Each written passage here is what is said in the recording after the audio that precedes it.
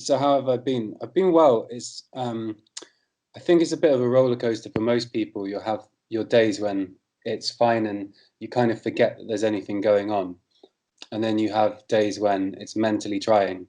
And I think it's really illuminating from that perspective in terms of people who have, mental health issues. And I think we need to make sure we look after each other and sort of, I don't know, we're just there for each other, and because we can make sure we're physically fit quite easily, but then I think the mental side of it gets neglected a bit. So personally, I'm fine, but I'm sure I've got friends out there who could do with a phone call a bit more often. So I'm going to try and be a bit more mindful of that now I've got a bit more time on my hands. I think a lot of people are like probably like extroverted people, Yeah. and they probably haven't actually realized how much of an impact it has on them because naturally their urge is to be with people, so they've spent the majority of their life always out and about doing different things, and now they're probably thinking, wow, like that was my life, that I get power from people. I mean, I personally was I agree with what you're saying. Like some days I'm like, oh, I've got all this time, like anything's possible. I can make this, I can start that, I can do that. Whereas some days you think, what's the point? Yeah. And I wanted to do some more stuff to do with like comedy and stuff. It's something that's always interested me.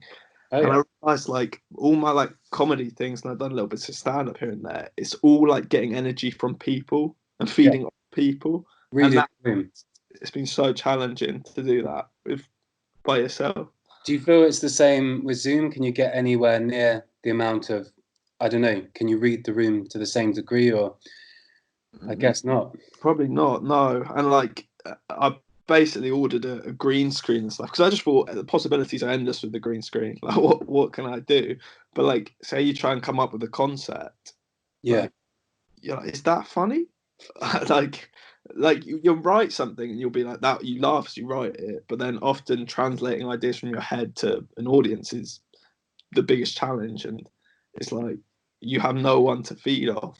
You forget that all those comedians do testers, don't they, though? I've been to a few sort of discount comedy store things where, well, not comedy store, but equivalents where um, the comedians are literally testing jokes and it's very hit and miss. Yeah. And, you need to do a bit of that and just accept that some of them are going to stick, some of them are going to, fall to the floor, but that's part of it. Mm. And the more risque you can be with some of them, the better, because then, it's kind of on the nose or whatever, or it's I don't know, relevant to that time, I suppose. Have you found that with your projects that you've been doing? Like, you found it difficult to It's not so much that it's difficult or impossible. I mean, of course it is those two things, but it's more just the coming to terms with the fact that I'm not going to be in a group of people, because you know me, you've been across to Walthamstow, or did you come across to Croydon at one point? You must have done over the years. Yeah, I've been to your family's home, yeah, a few But times. basically, I've been working in sheds and garages for years. I know how that feels. I know what it means to make paintings or like objects on my own, and sort of have to build the community around it. And part of being at the RCA, part of its beauty was that I was in a peer group of 63 people. You'd walk down a corridor, if you wanted to come away from your work, you just walk down a corridor and there'd be so many people you could vibe off, or who would take your mind, they'd elevate your mind, sort of thing, through their words or ideas. So it's coming to terms with the absence of that. I can make paintings on a floor of anywhere, or I can make ceramics. I've managed to scramble a pottery wheel, which is good, but I've pretty much blown my student tuition fees for this term on it. So God knows how I'm gonna go back. But yeah, it's more coming to terms with the social aspect of things. What was it like when you were at uni? Like, how were they when it started to build up to this? Because at the start, probably like a month ago or maybe more, no one really knew what to do, and everyone was like looking at each other like, do we pull students out or do we pull people out of work? Everyone was like, Yeah, I guess when we look back collectively, we were slow to respond as individuals and as like institutions, but I think the institution's been in denial for a while. They didn't want a mass sort of leave of absence of people or people deferring, so they basically kidded themselves and other people that uni was still open when it clearly wasn't safe to be so. So you know, there was no one there, but it was flying the flag of openness. So in denial and trying to maintain cash flow really is what it boils down to. And it's such a shame to sort of have these conversations because, as I say, my peers are amazing, my tutors are amazing. I couldn't hope for better. But the senior management are only thinking about money. And I think most rational people can understand that unis need to keep themselves afloat, otherwise we'd have nowhere to be. So we can kind of empathize with the economics of it. But essentially, senior management had zero communication with students and tutors who have been there, some of whom 20 plus years. So it's ivory towers, mate. It's not great. Yeah, it feels the same. You know, talking to friends that were working as well. It's a shame that the money dictates it. But I've noticed with a lot of smaller businesses, in particular, they have no choice, like just to crack on and the fact as well. I think with the government and the self-employed and how that sort of was really unclear at the start. Like, oh, you're going to get paid like a percentage of your earnings, but then they were like, you're not going to get paid until June, and it's been all these things. And also, I was the last person I talked to was an artist that used to be homeless, so he's dealt with a lot of stuff within the homeless community. And he said in that case, they've also been really slow at responding to the homeless community, like all the time, but as soon as this crisis hit, they've bailed out loads of people, found all this like billions of pounds to be like, oh, we can pay for this. And then he was like, well, what happened to all the homeless people that have been homeless for ages? So like a lot of stuff's unraveling, and I think it's still harming quite a lot of people. Like the money thing is still, I don't know. I feel like almost not enough is changing still. Yeah, 100%. And I watched the government updates both yesterday and the day before, and they're really self-congratulatory. And I think it's too premature to be talking like that. I know they're trying to give people hope, but you know, they're sort of talking about going past the peak. And already the net effect of that was I had to get a few DIY bits locally, and no one was social distancing. And I'm pretty confident it's just bred this complacency that you know, we're on the mend, it's all good. So yeah, I think the government and the people behind these kind of financial aid things are being seen to deliver, but they're not delivering on certain fronts, and that's becoming really evident, as you were just saying with your mate. But yeah, I mean, for instance, universal credit, I was hoping I'd be eligible for, especially since I missed out on about 152 hours worth of artist technician work and a week's worth of assistant work. But because I'm in full-time education, that's an instant X. It's an instant black flag, so they're not going to grant me universal credit. So I have to hold out for the self-employment scheme or something like that. I can't remember exactly what it's called, but they give you, I think, 80% of your profits averaged over the last 3 years. But again, have to wait till June time probably for that, at which point we might see a phased return. I don't know. Yeah, well, so many people live month to month anyway, like plan around that clock because you've just been doing that your whole lives. And like to then be like, because they said, oh, you won't get it till June, but they said that like a month ago. So there'd be people like a month ago that were starting. I mean, I know people that have been out of work now for like well over a month, probably like 6, 7 weeks. Yeah, people transitioning to new jobs, people being laid off. Just prior to the furlough scheme coming in, a few people were laid off that I know. I know a guy also who was just starting up a job at Pinewood, I think it was, and the whole staff had been laid off because it was pre-furlough scheme, I think. I need to check my facts, but basically he's been done out of a lot of money and rights, etc. But anyway, we are where we are. Yeah, I had, my situation was a bit like crazy. So like I finally like decided I'm going to go and see the world. I want to go traveling. So I like planned to go to Canada, and I went out on the 6th of March. Oh, was it 6th? No, it was the 11th of March. And my big trip only lasted 6 days. Oh God, mate. Yeah, but and then annoyingly, I quit my job, so Yeah. now I don't even get the like furlough money, the 80%, because I quit before. So it's just like, oh, that's so annoying. But I don't know. I was kind of over it. Like I kept myself busy when I got back to UK. I was like, what can I do? I'll do this project. I'll talk to people and stuff. But then I noticed I was doing a quiz with my friends the other day, and one of the answers to a question was Canada, and it was like, oh, it was the first time I was like, Hey, oh, I wonder whether you'll be entitled to universal credit. Maybe. yeah, maybe. I haven't really looked into it. To be fair, I mean, I'm lucky that I had saved tons of money because I was planning to go traveling. Yeah. So I'm not someone that's struggling, and I live with my parents. So you know, financially, I'm not under like immense pressure. But you know, I don't know what's the. I was thinking, what's the like ethics behind that? Because like, if I don't, I kind of feel like if I don't need it, like, should I be taking that money?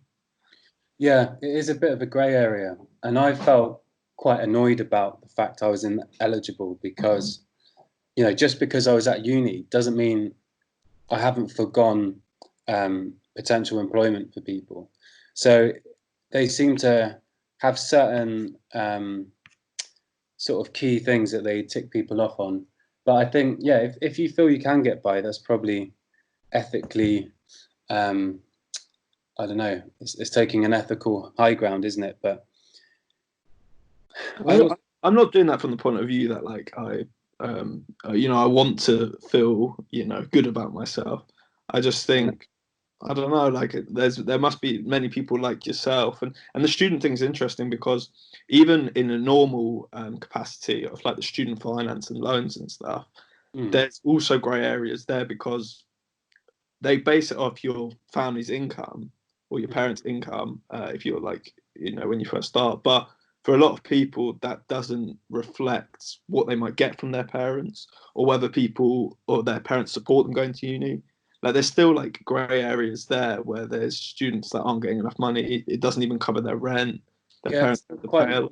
as a system, it's not very nuanced at all. So I'd agree with that.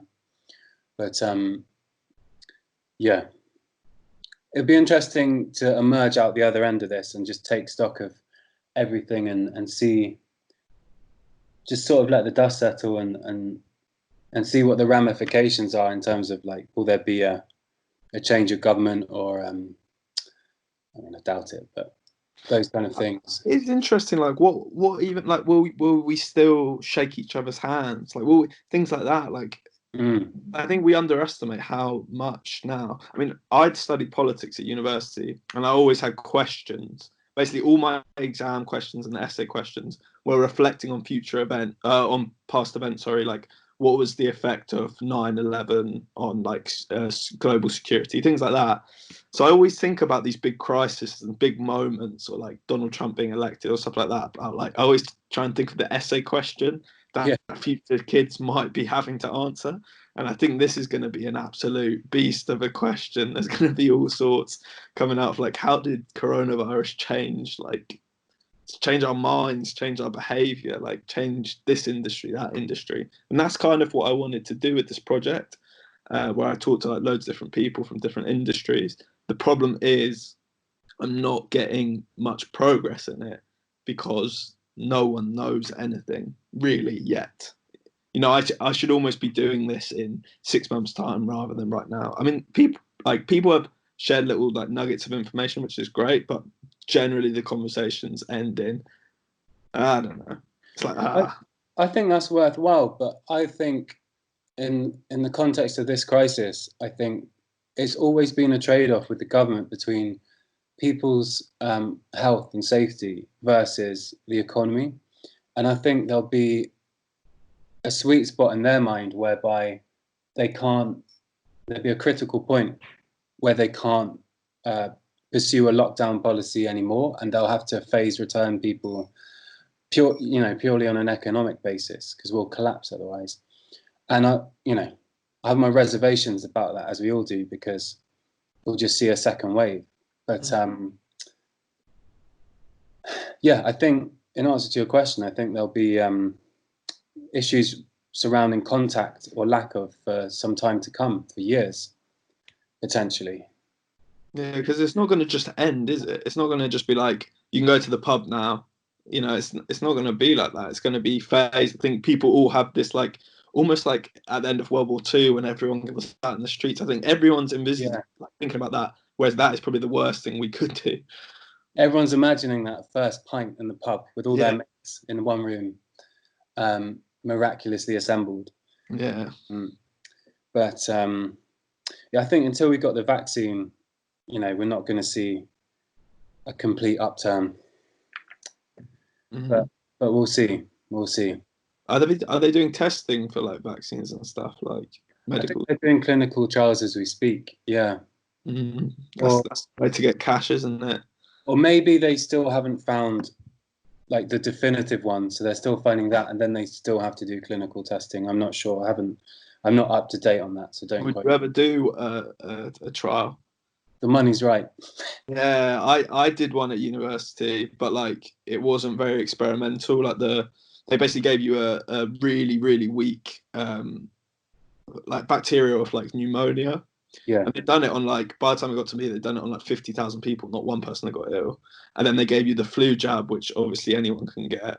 So it was just like there was nothing really experimental about it. So I was like, cool, got paid like £300-400 for like a few hospital appointments whilst I was at uni, and the hospital was on campus because it was a student. So that was fun. And then they were like, you can get £2,000 if you like stay in hospital for 2 weeks and do it. And then I was like, nah, I don't really want to like lose my hand or something. Like I was like, Yeah, my friend did that. He got offered £2,000 to contract the flu, the latest batch of flu, and receive a vaccine. But the initial bout of flu didn't work. Like his body just instantly dealt with it. So it was declared null and void, and he didn't get his £2,000. So but he still did the trial. He basically received the jab, but didn't sit in a room playing PlayStation for 2 weeks, unfortunately. That's the thing. Like the trial that we did, because a lot of my friends did it as well. You wanted to keep the pneumonia so you could carry on in the trial. Yeah. So you got to a point where you had to do a bronchoscopy where they put a camera in your lungs, but for that you got like an extra £150. And like my mates were actually like, some of them were like, oh, my body got rid of it. But they were like, it's basically like you're eliminated, and then you carry on. So I did the full X factor of pneumonia. Yeah, I kept the pneumonia the longest, so I got the full package. So you had full blown pneumonia? No, I retained the bacteria, but I didn't. I literally couldn't have felt better. Like I was absolutely fine. Well, that's a plus, because I wouldn't wish that upon my worst enemies. No, it was the fact they told me that they'd done it across quite a few unis in the UK, and like 50,000 people had done it. No one had got ill. But when I had the bronchoscopy, you have to sign the paperwork because they're putting a like camera in you, and they were like, it basically said something like it's a 1 in 5,000 chance of like dying. Like they kind of like have it like that. And that was the year that Leicester were literally about to win the league, and they won it on 5,000 to 1. Yeah. So that in my mind, I'm like, oh, that has literally just happened. But it's because most people that have it are they're like in their 90s. They're so old, and they die during the procedure. So that's where the stat came from. But I was kind of like pretty uncomfortable. But you're at uni, and £150 is £150. Yeah, you need it back then. But I think just your point about illness in general, and sort of those essay questions, is pretty relevant. I think what it does is it takes you back to your basics, and it puts things in perspective. Because prior to this, whether if you've had flu in your life or a kind of debilitating illness, all you've got is like the radio, a couple of books, food and drink, and you really make the most of those kind of simple pleasures. And when you have full mobility again, when you can do the things that you can't do, you realize how important they are. Mm-hmm. So I think it's quite a good perspective giver. So I have to feel grateful for that. Yeah, definitely. Like, gratitude is something. I think that more so. I was actually thinking about this recently. Like, my whole life, I've always wanted like more. Like, I've always been someone, and I kind of realized, I was thinking about it the other day. I was like, there's a difference between sort of gratitude and being driven for stuff. You know, Yeah. you need to separate them. You need to appreciate what you do have, i.e., growing up in a stable country largely with Yeah. a family and things like that. But then it's a different thing, your ambition to get more. You know, if it's money, it's money, or you know, just or your career or whatever. I think it's kind of blurred when you're younger, like especially when you're a teenager or something. You just kind of want everything now, and you don't really look around. And I suppose that's part of growing up, but I think it's a distinction between the two that this is going to make pretty apparent. Massively so. And we haven't grown up being under fire whilst queuing for bread, or, you know, Exactly. experiencing explosive devices whilst just trying to get rice or something like that. Mm-hmm. So we're very lucky, relatively. Mm-hmm. And it's those things to kind of hold on to.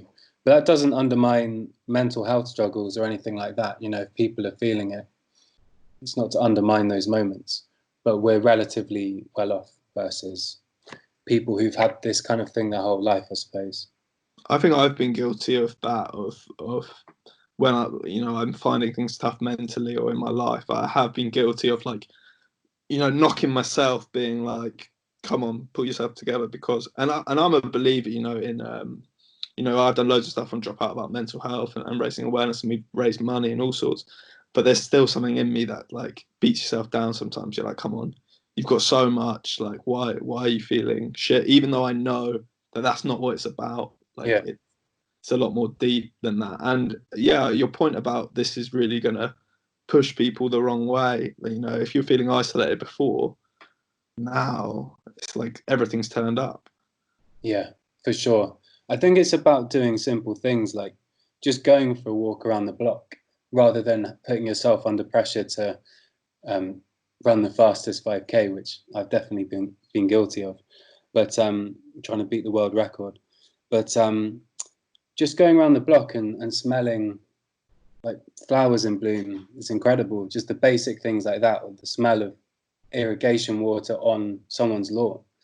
You know, when you've been cooped up in a house all day and you have these like very clear, vivid visual or like multi-sensory things, then yeah, they're really powerful and they really elevate you. And I've been writing quite a bit actually, because we had to do a dissertation draft. And it's funny, this kind of isolation isolates elements like you do in a poem almost. And it's kind of seeing things anew. Like we were just walking around the local park because I'm staying with my girlfriend in Highbury at the moment. And Highbury Fields is just this very lovely, I don't know whether you know it. It's right by Highbury and Islington. You've got some beautiful trees there, and but you've got those green plaques like the blue ones, and one of them is where Walter Sickert, the artist, lived for a while and started an art school there. So that's obviously very prescient to what's going on at the moment.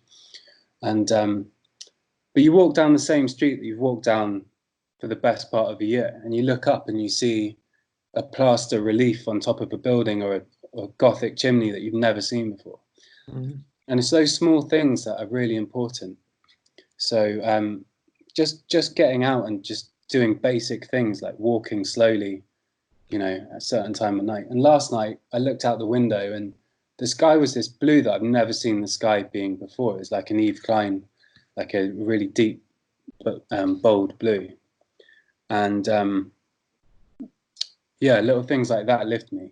And I think it's the same if you're going through turmoil in your head. Just to have little solid things to kind of keep you going and to be a bit of a foundation. whether that's getting up in the morning and having a solid bit of porridge or something as banal as that. Just like, I don't know. I know. I think you're right. I mean, you've always been, you know, as long as I've known you, a very observational person, and that's obvious through your work and why, you know, you've been like that. But I think that's something that people can really start to notice as well.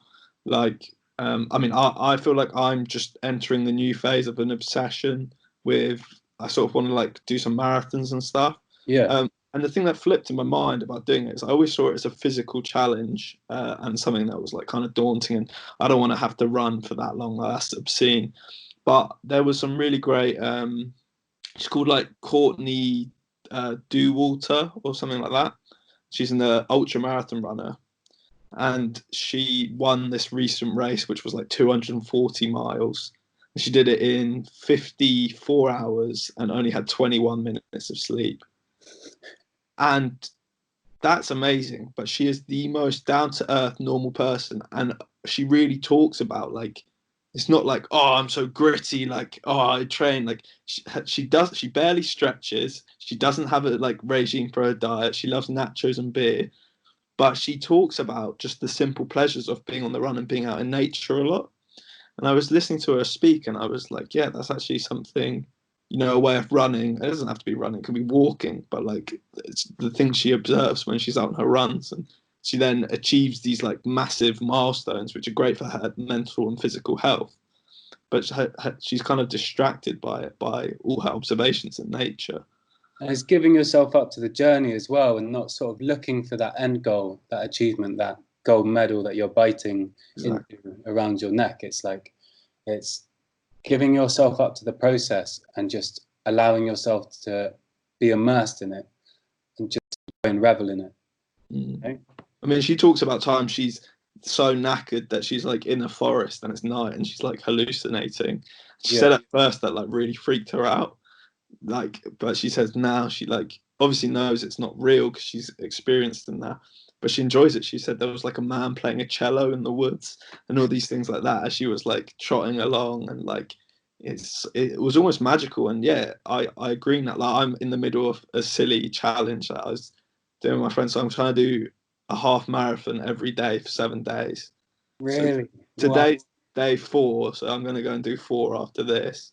But yeah, but my whole mindset's like changed. Like I'm not looking for the finish. Like there's some around Surrey. There's some beautiful trails. And after like looking into this woman a bit more and other stuff like that, I'm just enjoying. Like I never would have thought I'd enjoy it, but like I'm just enjoying being present in it rather than thinking about it ending.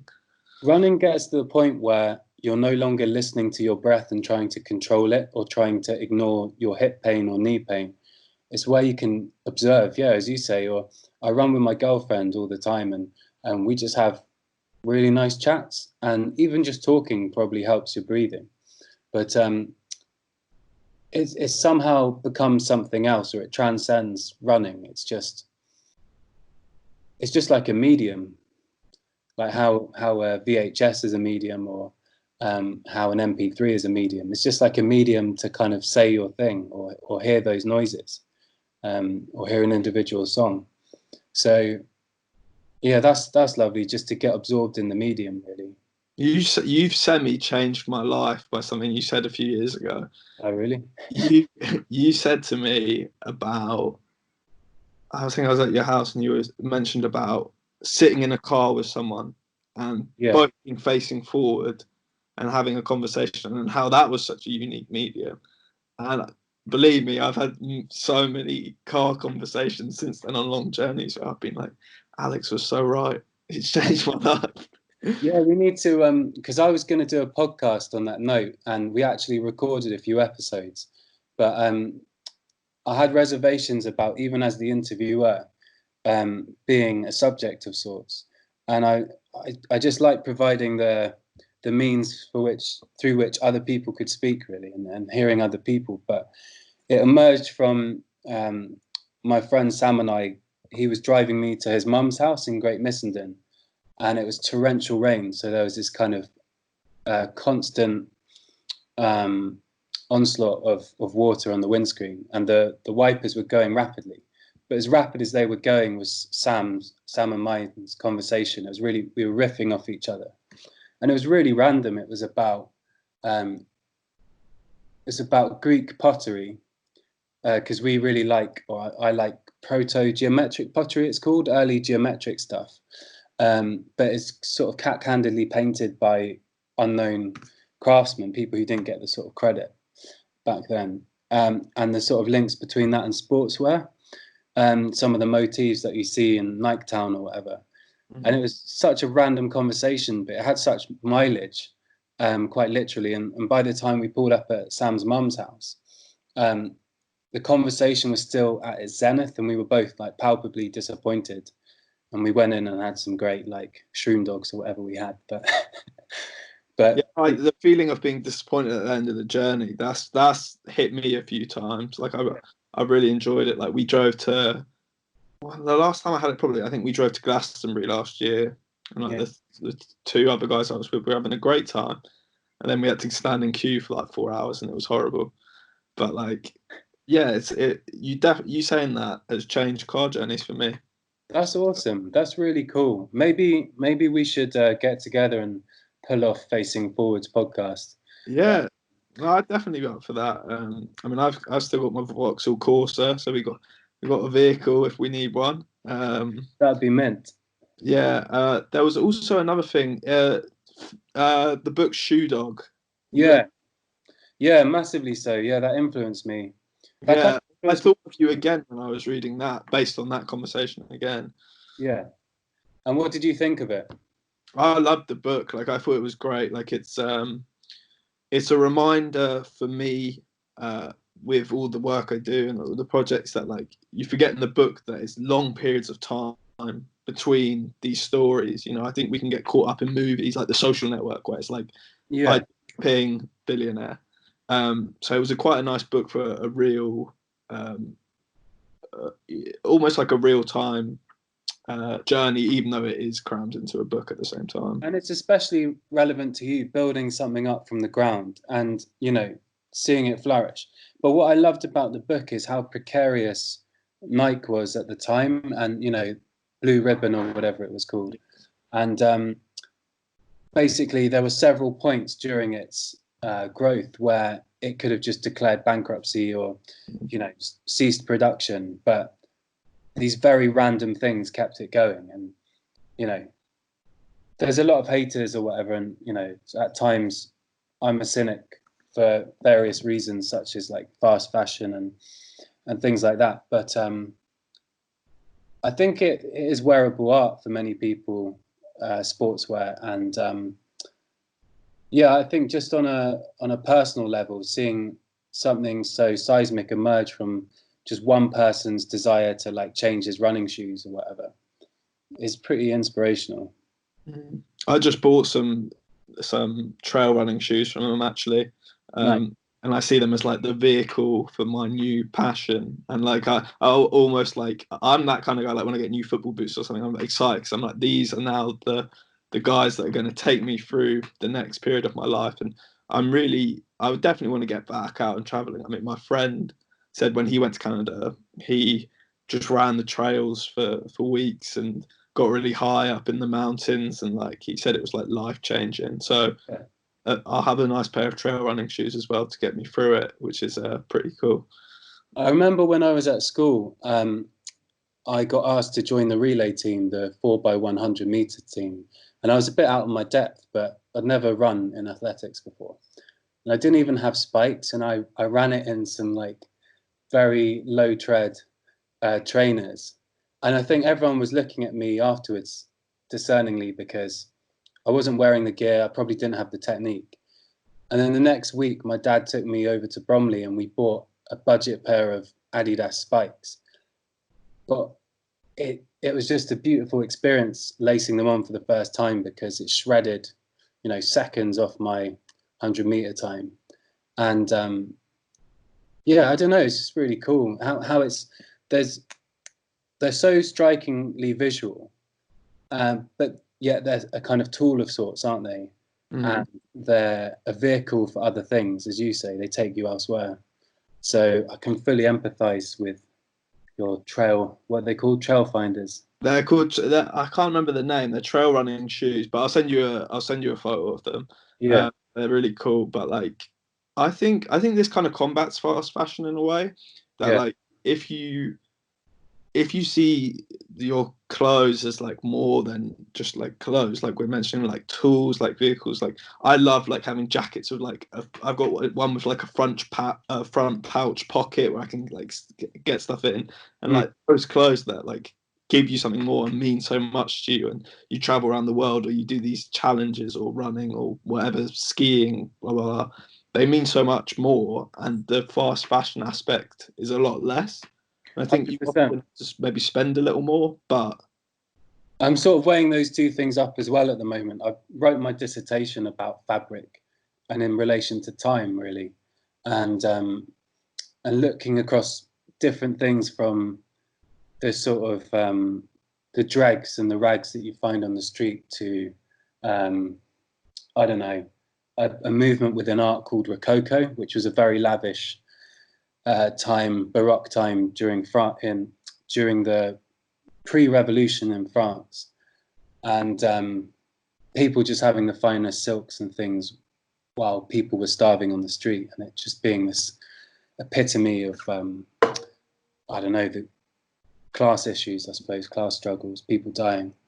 So it's very loaded fabric, and it was a way of beating the working classes down by um, exposing their poverty through fabric in a way. But yeah, it's been a real journey writing it and learning about fabric's role in society throughout time. that means a lot. I've just been so say I'm traveling. I got a job in West Norwood at a Yeah, chocolate factory, and the yeah, company was called Rococo, and it was the fanciest chocolate like ever. yeah. And you saying that, I'm like, wow, that makes sense. You should listen to. There's a podcast called the Blind Boy Podcast, and he's an Irish poet come rapper who wears these kind of knitted hats, so you never see his face. And he did an episode called Gammy Rococo Haircut, and he's very unorthodox in how he comes at art. You know, he comes from a sort of layman's perspective. And he's sort of saying it's the worst period in art's history. It's the equivalent of gangster rap, whereby you had all these lyricists in the 90s, but then with an economic boom, people started rapping about money, and it just had this kind of vacuousness to it, and zero content. So yeah. Anyway, I digress. But no, it's tell me about yeah, I was going to talk to you a bit more about art because like I was saying, one of the last conversations I did was with an artist called David Tovey, yeah, who's worked with me and other people on a number of projects. And David's story, basically, he worked with in. He was a chef, had part ownership in restaurants and things for many years, and then just this like crazy period of his life where he mentions that he nearly died so many times. Like he tried to take his own life. He had a stroke. He contracted HIV, and like he was an alcoholic, and like his life just spun out, and like and he ended up homeless basically after all of that. And he's become an artist since, and talks about his life now as like appreciating going through all those times because it's brought him to such a positive moment in his life where he can make art and stuff. And as a product of that, he's always seen himself as a bit of an outsider, as I'm sure a lot of people do. But he said he's in the gutters of the art world, which yeah, he claims is the best bit. absolutely, And he was saying that he hopes, like at the moment, there's all those online galleries and stuff, and people are thinking how to put out their work. But he really mentioned that he hopes the art world is absolutely destroyed so that it can begin to organically rebuild, and it's maybe a bit less of a rich boy club, and yeah. start to see new things come through. Yeah, obviously, from a selfish perspective, I hope it doesn't completely erode. But I think I would tend to agree that there are things that could be got rid of, and no one would really lose out, certainly on the ground. But ironically, I think the people that can survive most, or the galleries that can, are probably the things that need to go most, because they are rich boys clubs or whatever. So it'll be the project spaces or the DIY spaces that go first, unfortunately, or the artists who can't afford their tuition fees. So that art will reside in the affluent, you know. So those are my concerns, but I would tend to agree, like from the gutter you can see up the most, can't you? So you probably got the best perspective in some respects. But yeah, he commented it on like quite he recognized that he was fortunate in the way that the place he's in his life now, he's got some sort of security around him for he was going to have an exhibition, and that's been put on hold, but will probably still happen. And he works for a charity as well, and they can still, you know, employ him and stuff in that way. So he did recognize, I suppose, yeah, from the point of view, if you've got uncertainty, maybe you don't want everything to like just dissolve, and which I don't think it would, to be honest. But I did agree with him that at least a shaking up, maybe not destruction, but like a shaking up of things would be good. Yeah, I think art at its best is a bunch of people, a community, sort of sticking it to the man, or doing their own thing that is in juxtaposition or in rejection to what's going on at the top. You know, these blue chip galleries where they're a glorified sales room, basically. But then the flip side of that is you've got these like small project spaces, and some of which are in people's houses, like pop-up spaces, where people are trying to do something really interesting or really different, push the envelope. And yeah, hopefully there'll be more stuff like that. But with the crippling nature of COVID, we'll see. But I think with this and various other online things, I think that's keeping people afloat. You know, even if that's just visually or intellectually, we'll have to find a financial way around all of this. But hey, there's things like Artist Support Pledge, which I haven't got involved in yet, and there's another online art school thing where people just post sort of how-to videos, which is interesting, and Grayson's Art Club, Grayson Perry's Art Club, every Monday. But yeah, it's always just intriguing to see how people are coping at the moment. There's people scrambling studios, which I have done. This guy kindly gave me his garage on the basis that I'd give him a pot afterwards. You know, it was going to be a modest. And my mum mentioned actually about this. She heard about this. They're pretty ropey pots at the moment. I'm still finding my way, but no, he was really nice. He grew up in this area, and him and his sister kind of preside over the garages, me and my girlfriend, and it was going to be a modest fee, which to begin with was really generous on his part. But he could see that I was struggling financially, so he just said, just give us something that you've made afterwards. So all being well, you know, unless he really detests it, that's brilliant. No, it's funny, you finding yourself in those positions is like so like it can be so good for your own like sanity and like outlook on the world. And I think you have to put yourself in those positions because those beautiful little moments don't happen. I mean, they do happen by complete chance sometimes, but like the fact you were seeking out a space to use and you were going to offer a fee and stuff like that, like you were still working towards that, and then something really beautiful and interesting happens. And I think maybe people don't experience that enough because maybe have a more cynical outlook on life. Like you're not willing to, and you probably had a lot more disappointments where you've tried things like that, where people 100%. haven't been so generous. 100%. But then it's those little moments of generosity that keep you going, and that's why we have to be sort of humble and grateful to people, as we mentioned earlier, because you know, without George presiding over the garages, or without my parents sorting me out with a shed when I was growing up, or without without decorators exchanging cloth with me to give me to paint on, my art would be nothing really, or my gran teaching me to paint. So I think I'm trying to erode those notions of like the artist as auteur, the artist as this kind of great thing, and just make it about the community and the collective experience, really. You made that point to me, like when I came to your house and you made me dinner. You said, you know, you were just the embodiment of someone that's just living. Like you kept active. You played football. You like cooking. You lived with different people. You did paintings at the end of your shed. It broke any image I might have had of an artist that is troubled or is like that's all they do, and they had this like stereotypical upbringing that you might see in a film or something. It just shattered any inkling I had, but that's the way it was, and it made me appreciate the work and think about the work rather than the situation all the time.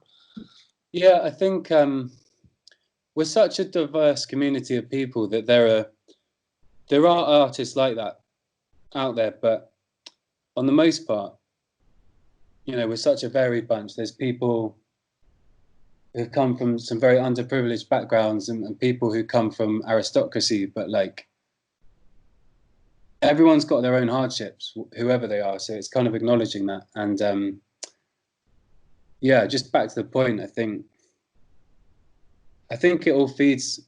It's not modernism where like art is about itself. I think we're in a time where art can be about anything. So you're kind of a bit blinkered if you don't let other things feed into it, like the smell of some flowers or a football game or a marketplace that you go to or a poem that you hear or whatever. It's all part of the same conversation. I actually had a bit of a whimsical conversation with an old school friend of mine, and I was saying that, when we were 16, a few of us played music and were in various bands together, but why didn't we just stick at it? Because in a way it was just as simple as that, just having a garage, plugging in, playing. There would have been no tuition fees, etc. But we could have just grown up together in that regard. But it's all part of the same thing. I've realized that a poem is an artwork, is a song, in the sense that you're kind of zooming out of a situation, and that's an eloquent way of putting it. You're highlighting something often quite simple, and whether you're saying that in song, the written word, or the visual realm, is kind of by the by. It's all poetry, it's all art, and it's all music. So that's a conclusion I've come to recently. Yeah, well, growing up, like I loved like Odd Future and Tyler the Creator. I've said that to so many people, and they were embodied that really well. In that their clothes had become their scribbles, their doodling, their videos were their music, were their songs, were that was, and Tyler the Creator's particularly known for having a whole body of work. Like his albums are much more than just the songs. They're the album covers, the artwork, the visuals, and that was that made me rethink sort of the package, because some of his early stuff isn't particularly enjoyable to listen to, but then when you get it with the package of everything else that's included, you're like, oh, that's pretty cool. I think Odd Future brought in that whole notion of merchandising as like primary income almost. Was it them who they sort of released free albums? And I know Chance the Rapper did that too, but they were certainly just selling apparel and stuff like that before it was an artful thing. You had band t-shirts and things like that before them, but they were designing clothes and rolling around on skateboards, right? Is that true? Is that right? Yeah, pretty much. Like, and even now, like I went to a Tyler the Creator concert last year, and the queues for his merchandise were like obscene. It wasn't just like, oh, I'll grab a band t-shirt on the way out, which is like how it's sort of been before. Like, oh, there's a t-shirt, I might grab one. There were kids there that were like, I need this t-shirt, or I need this like jacket or hoodie. Yeah. Just like, and I think the music thing, maybe that comes from the whole streaming thing. I think musicians make a lot less. So maybe they're trying to like market themselves beyond the music now as like a way to make money. I mean, I'm not too sure. I'm not really in that world. So No, yeah, I think you're bang on. On that Blind Boy podcast, he had a song. His band had a song in Train Spotters 2, and he was saying how much he got from royalties for the year that it was released, the film, and it was something like 14 pence. yeah, So, I mean, that says it all, really. So it's probably no surprise that people have transgressed or diversified to apparel and a kind of sort of community or lifestyle around what they're doing. But yeah. What do you think about releasing your work now or showing your work? What's your viewpoint on that with the coronavirus? Do you mean online, or what do you mean? Like, yeah, what do you want to do? What do you think is the best way of doing it for people? Because online galleries have popped up. It's not quite the same. I think a lot of people will agree with that, but it is something.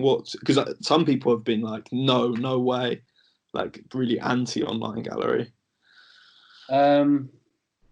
I think I'm anti it in substitution for a physical thing in the long term, but in the short term, it can only be a good thing to have online spaces that keep people visual, keep people learning, keep people seeing. That can only be a good thing. So I applaud people like yourself who are doing these kind of online conversations, or I got featured in an online gram page called The Artists Contemporary. So thank you, Anna, for that. So things like that keep you going, keep you seen, I suppose, or just make you feel as if you've got things ticking over. My concern is at places like the RCA, you might have senior management witnessing the so-called success of stuff like that and the virtual, and thinking that's an adequate replacement for in the flesh learning going forward. So that's my concern, and that's been expressed by a few sort of unnamed tutors. So yeah, it's loaded, but it's good it's there. We just got to use it in the right way, ultimately. Go on. Well, no, I was just thinking about you going to RCA. What's it been like? You know, because you were out of education for quite some time, and you were going back in. Like, are there a lot of other like people much younger than you, or is there people your age? Or yeah, it's a broad church. You've got people fresh out of art school and from all over the world, which is a real plus, because you're not just kind of following a Western sort of canon of art. You're kind of coming at it from a number of angles, and yeah, it's really enriching in that sense.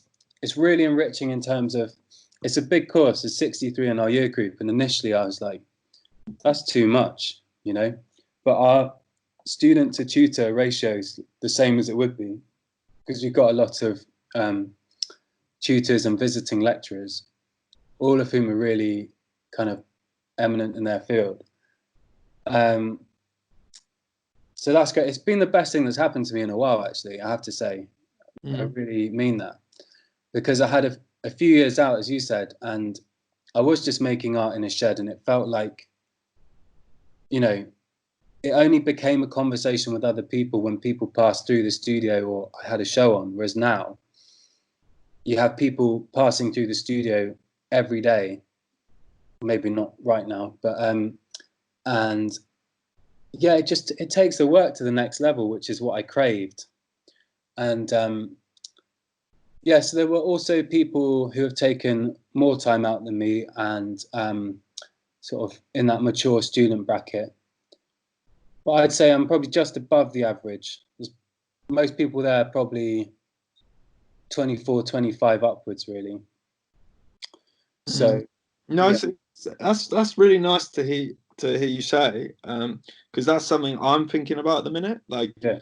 I've come into this world of like sort of journalism, content creation Yeah. from just my own space. Like I learned everything completely by myself, you know, and you know I have a little bit of a chip on my shoulder and a frustration because, to be honest, not many people have helped me. Like, you know, I've reached out to a lot of people. Yeah.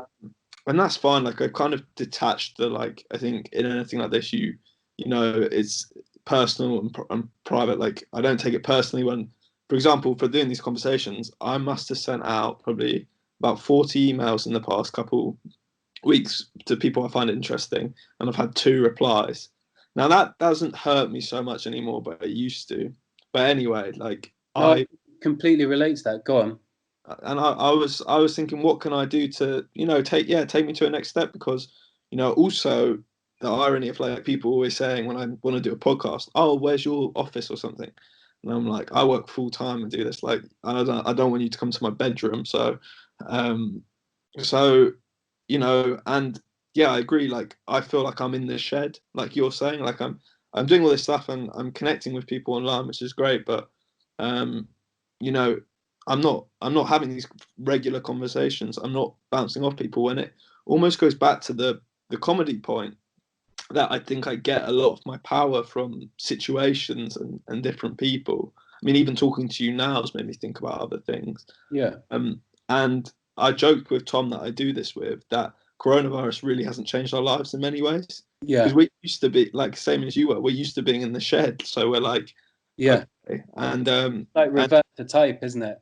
yeah, and like with the whole Canada thing, because we're me, my brother Ben, and my mum, we're all Canadian citizens, so we got the passport and stuff.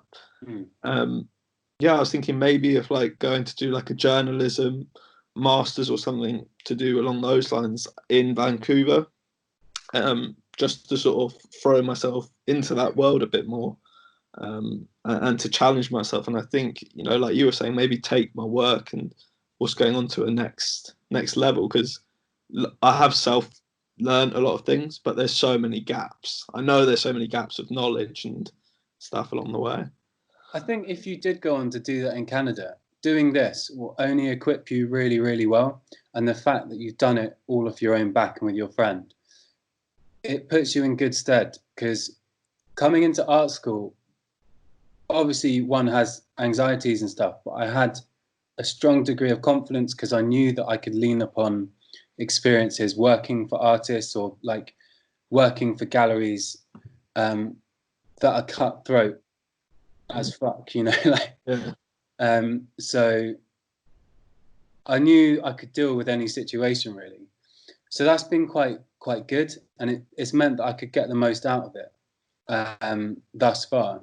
So if you're going to do it, I'd say draw a line in the sand under what you've done, or take it forward with you, and just remember where it's brought you. You know, Yeah. there's people who could pass through the, was it Toronto you were saying you want to go to? Vancouver. Vancouver, the Vancouver University walls, who haven't had that experience to lean on, and couldn't have done what you've done, you know, even with a master's or PhD in the chosen field. So it's not a golden ticket to anything, but it's an accelerator, I suppose. And it's with RCA, it's having a community of people you can take forward, hopefully. So in 20 years' time, they are part of the art community that you're seeking to be part of. And if I know of a show going in London that might suit my friend from Barcelona, I'll sort him out. I'll help him. Or if I know someone who wants my friend's tapestry, I'll sort my other friend out. You know, and vice versa. And it's just creating a bit of a network and a bit of a community to help each other out. Yeah, I love that aspect of it. Like I haven't had that many relationships with people like that. Because again, I think it's, you know, I haven't really known many people beyond the online relationship. But when we have gone back and forward, like I have with David Tovey, like I have with a few other people, you give so much. You know, I'm so willing to help these people, and it's amazing when someone helps you in that same way. And just like what Vancouver's unbelievable.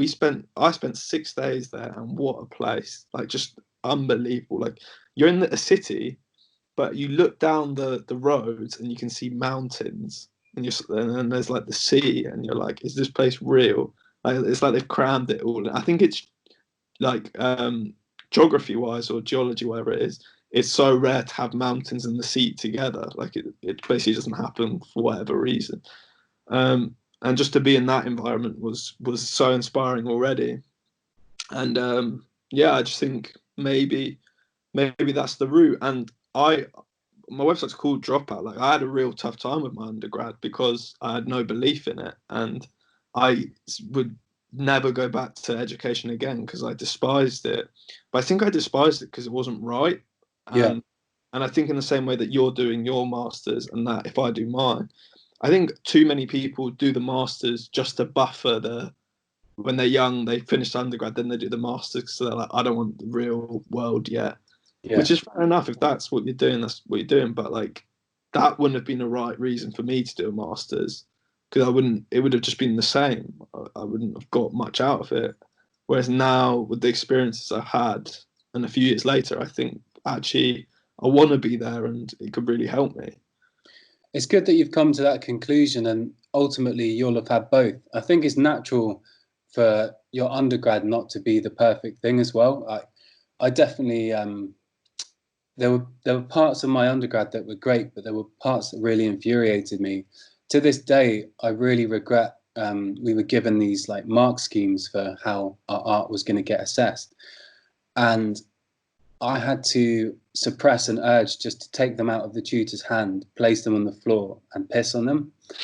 And to this day, I just think it would have been the best performance. But you know, we have our frustrations, and the type of art they were trying to shoehorn into us making was very like high conceptual art, and it wasn't for me. And you know, a lot of the people you know, who were great, but they didn't come in much. Like, I think they thought they could just, and that's fair enough, but I think they thought they could just read books and kind of get by on not doing much. And I couldn't work out at the time why that was frustrating me, because it's their prerogative, their autonomy to do what they want. But I think it was because they were depriving me of peer learning. And I look at it now, and at the RCA, like, you have to chuck people out, you know, because you've got people painting till midnight or whatever, or people coming in at different times during the day. And yeah, it's like, it's heaven for me in many ways. So these trying experiences are really important in helping you identify what's important to you. And it's really important that you've gone through that, because it will clarify something in your head. So keep going. Vancouver might be the perfect place for you. I think so. And it's just, I love doing like the comedy stuff. Like, I was toying with the idea of like having a TV show from quarantine. That's why I ordered the green screen and stuff. Yeah. And I want to explore that as like an avenue as well, which I think, you know, that's show business and all that is like, so, you know, you can't put all your eggs in that basket, I don't think.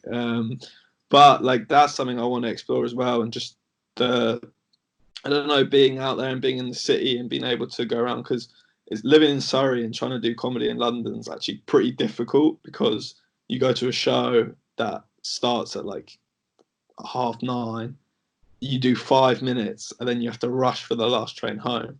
It's like, it's so, and if it goes badly, you're like, well, what was the point in that? I came to London for 5 minutes for no reason. I know how you feel, man, because I was obviously commuting from Surrey/Croydon, working at various places, and then we'd have the equivalent going to private views, but feeling that you'd have to leave early, or, you know, that you wouldn't be able to make as many, because some people would just be able to cycle down the road and go to it. And but you know, not everyone can afford to live in the centre of town, and the fact you find a way to make it work is really good, and it's probably really great for your observational comedy, you know.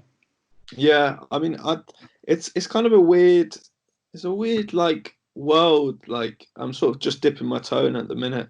I mean, I don't actually really like the British scene of comedy, to be honest. Yeah. There's some really old things that are like super funny, but like stand-up comedy for Brits, like, I hate jokes about being British. I really don't like those, because I think they're just so done. Like, we love a cup of tea, things like that. It's like, Yeah. people still doing them. I'm like, how is this still happening?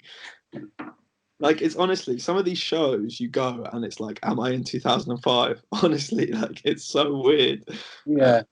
Which is funny in itself, but like, I think the US, like and like North America, there's a lot more sketch-based stuff, and like I don't know, people a bit more. There's just more people and more diversity. So I've got heavily into Seinfeld. I'm late to the Seinfeld party, yeah. but I am heavily invested. Mm.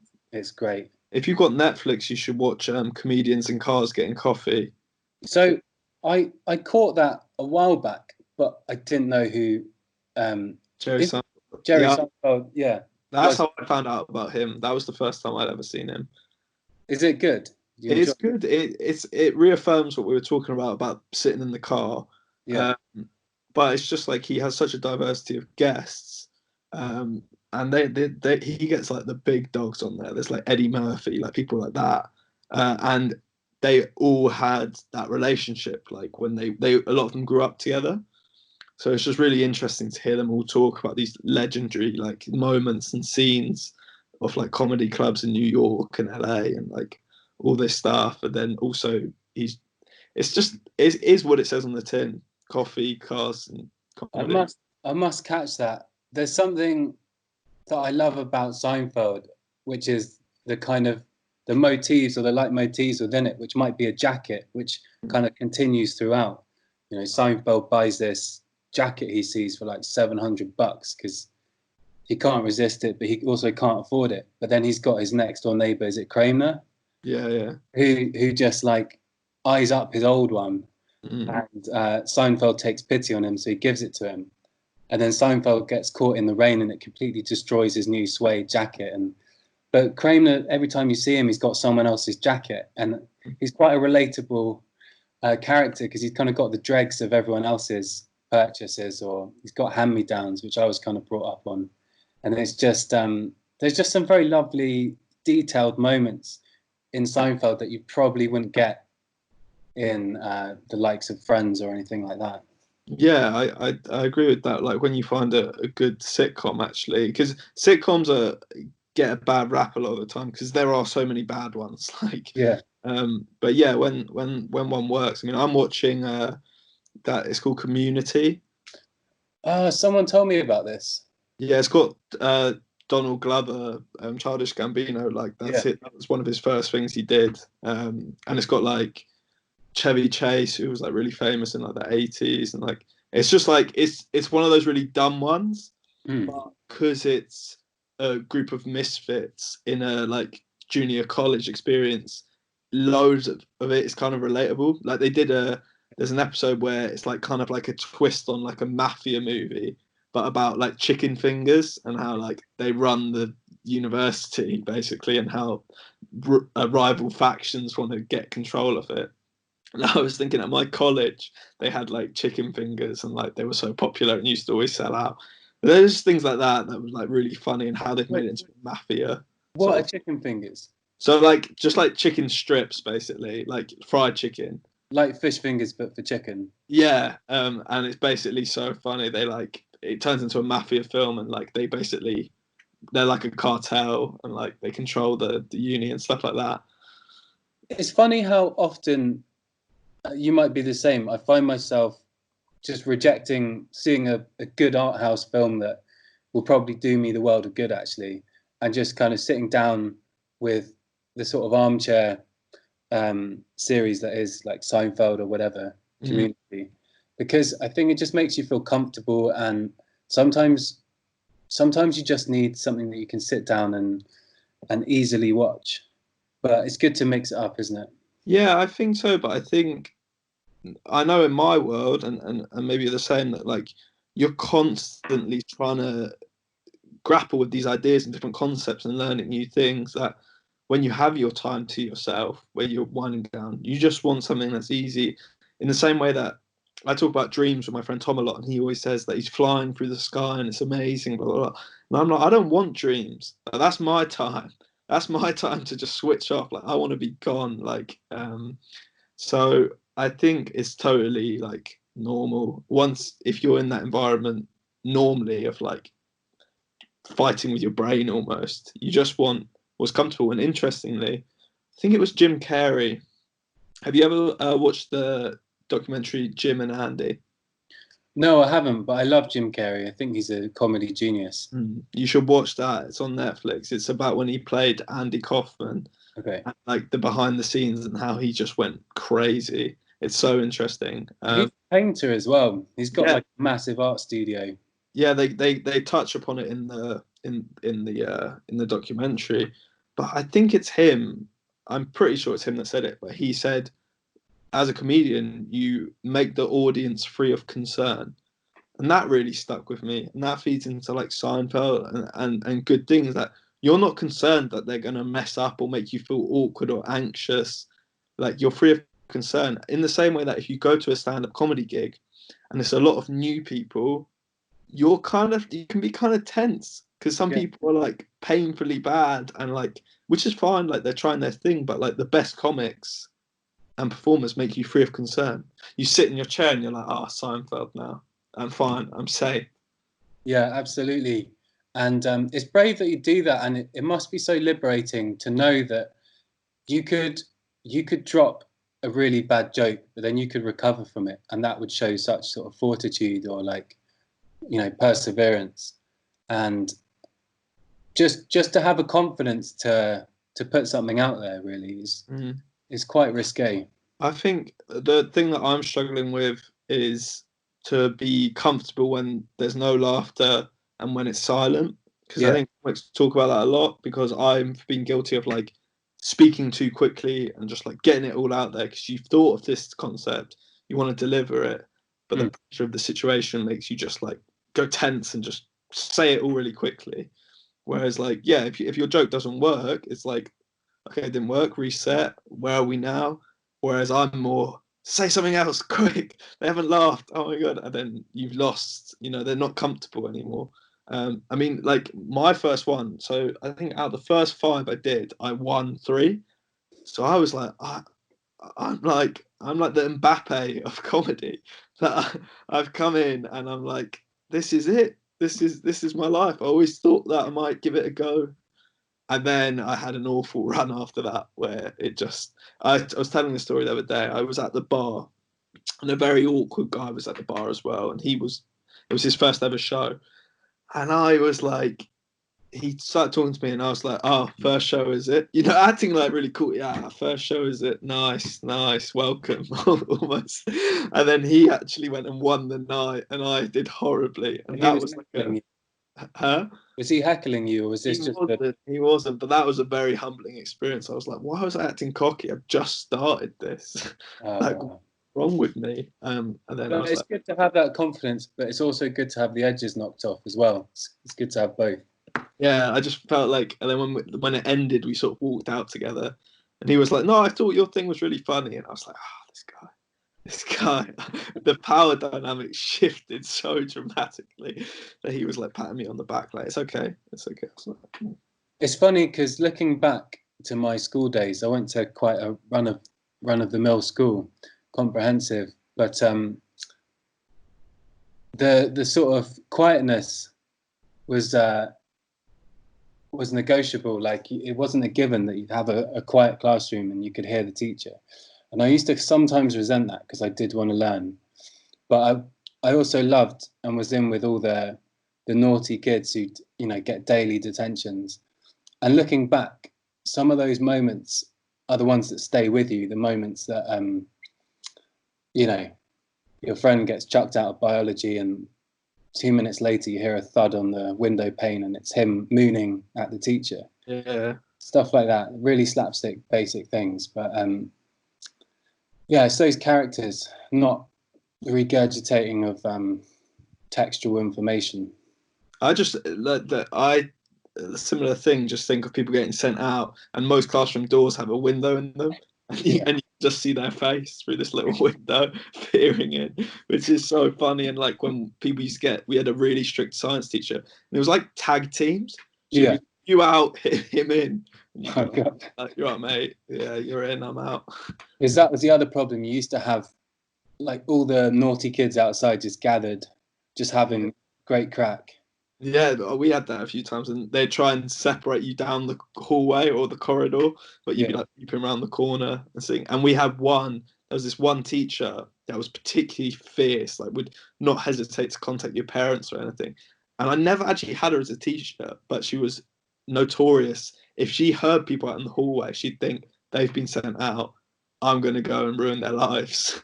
She loved getting involved, so she used to peer out, and everyone used to hide around this one corner. There'd be like 4 of us all around the corner, but our class was down there. So yeah, but yeah, you're right. Like, those things stay with you, like those funny little things. But anyway, Alex, thank you for talking to me. Not at all. It's always a pleasure, Ollie, and keep on keeping on. And I follow your Dropout magazine, so I'll keep watching the interviews you've done. It's quite good as well, because I'm going to start playing them while I'm in the studio, so I can listen to them. Oh yeah, that's a good idea. Yeah, they're kind of supposed to be like a podcast at the same time as well. Yeah. But it was just a way of actually seeing people and you know, having some sort of human connection. But before you go, actually, what do people at RCA need? Because I'm on a little run now of like, I've got people from Central St. Martin's on Wednesday. So I'm on a little run of some uni stuff. So what is there any final thoughts that you think people need? And what could Dropout do? Because we did the graduate scheme last year where we went to loads of courses and had people's work online, and we did a group podcast and all that. And we want to do something again. I know this year it's going to be a bit restricted, but I think that would be mega. I mean, because our second year of being offered a virtual degree show in place of a physical one, that all of this could have been avoided if the Vice Chancellor and senior management had just postponed next year by a term, put it back 3 months, because realistically, I think that's the time in which we'll safely return, or, you know, social distance return. So maybe some kind of showcasing of their work, but also if we could do some kind of community thing first and second years, maybe a podcast or a show, or an online show, but where we talk about the issues surrounding it, because a lot of people have been affected in a multitude of ways. There's people, my good friend Hamid, he's from North Cyprus. He's got no one, he's not living with anyone at the moment, and he's just on his own. And so like, I'm ringing him to check in on him. Stuff like that. People are affected in different ways, and it'd be good to have a way of coming together, and maybe a podcast would be a great way of just having a bit of merriment and like solidarity. When we had strikes at uni, I did this thing called Soccer Strike, and we got all these current students and some tutors to just have a kick around, and it got so much traction. It got like this Austrian news channel involved, and so they covered it. And I just think solidarity can go a long way, and sort of uniting against a common enemy, if you like, and just kind of laying out the things that unify you rather than divide you as well going forward could be really useful.